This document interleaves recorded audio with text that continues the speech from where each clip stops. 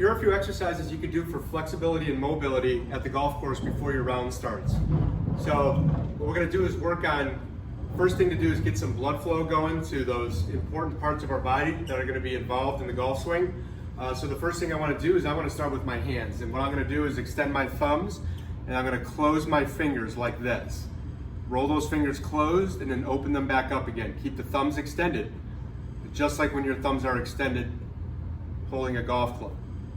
Thumbs extended, curling the fingers in, blood flow in the hands, wrists, forearms. And then from there, I want to take my hands down with my palms out. And I'm going to go up and around, upward rotation, all the way up over my head. Now I'm getting some mobility work in my shoulders, raising my scapula, some blood flow in the shoulders and upper back. Here, upward rotation.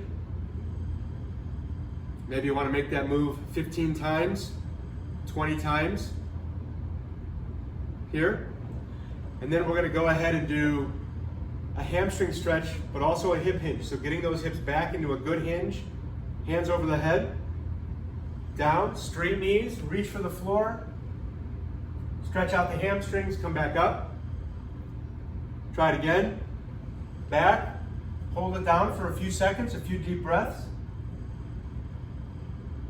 Come on back up, just a few times down.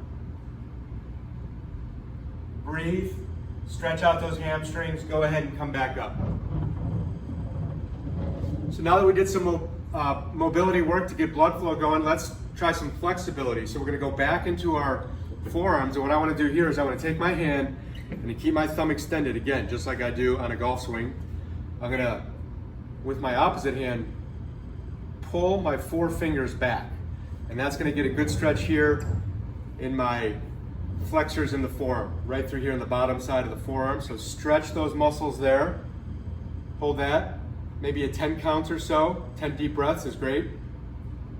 Switch over, 10 breaths, going the other way. Thumb extended, pull back on the fingers.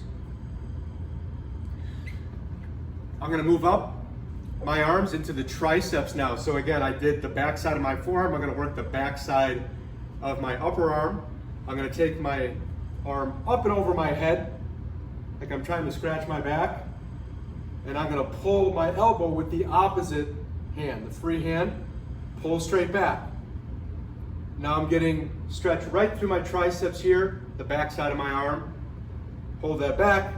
Again, about 10 breaths. Switch over, stretch on the opposite triceps.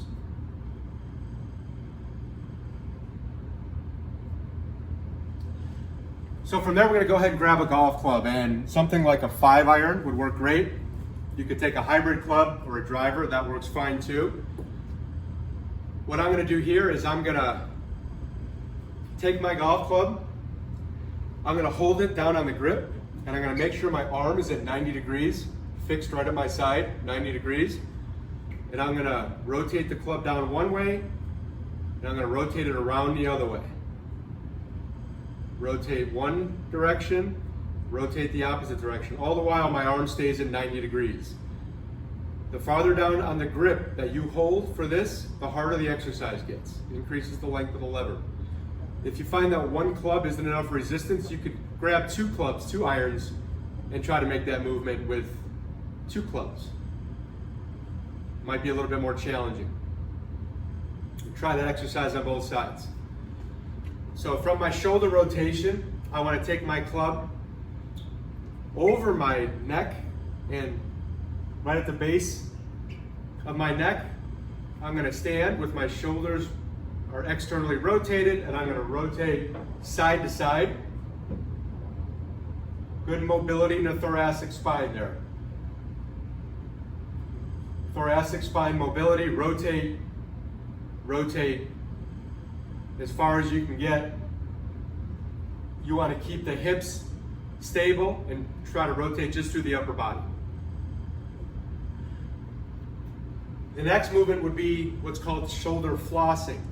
And for that, we want to take that golf club again, one hand on each end. I want to take my club in front, all the way back behind my head as far as I can, and then come back down again here, way back, as far as I can, pull it down, again here,